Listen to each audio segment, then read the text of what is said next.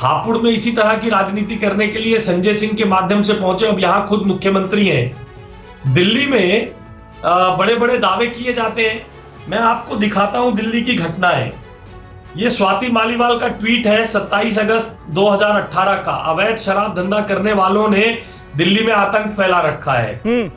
आप गूगल पे दिल्ली में अवैध शराब को ट्वीट करिए। नहीं, यही तो आशीष जी, यही तो हो रहा है ना। घरेंद्र भारद्वाज जी भी हमारे साथ मौजूद हैं आम आदमी पार्टी से। हम ये देख रहे हैं कि बीजेपी दिल्ली में केजरीवाल की शराब पॉलिसी को लेकर उस पर हमलावर है।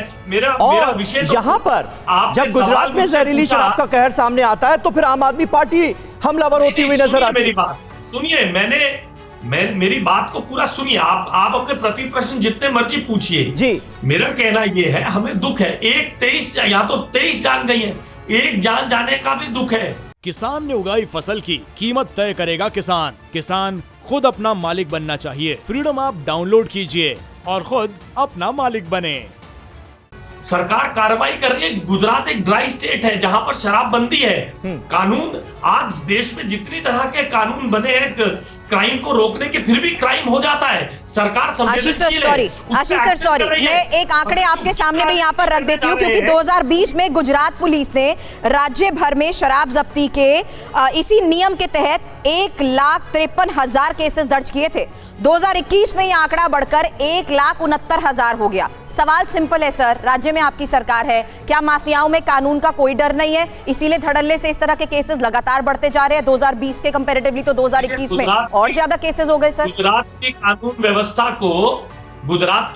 व्यवस्था को आप देश में किसी से बात करिए, पूरे गुजरात में बात करिए। वो स्टेट है जहां पर रात को डांडिया के लिए भी पूरे गहने जेवरात के साथ महिलाएं 2-2 बजे स्कूटर पर सफर करते मैंने देखा है। आशीष जी, अगर ये बात आपकी सारी मान भी ली जाए तो जो घटना हुई है उसकी जिम्मेदारी किसकी है?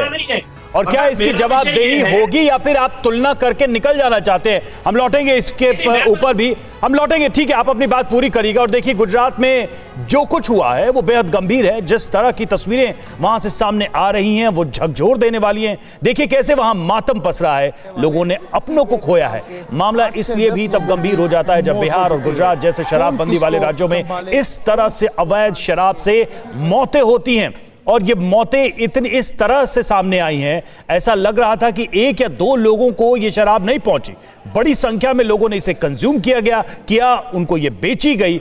और ये सब होता रहा तब तक जब तक कि इस तरह से 23 लोगों ने जान न गंवाया। परंतु अब तक कुछ भी एक्शन नहीं होने के कारण आज ये गांव को ये दिन देखना पड़ रहा है।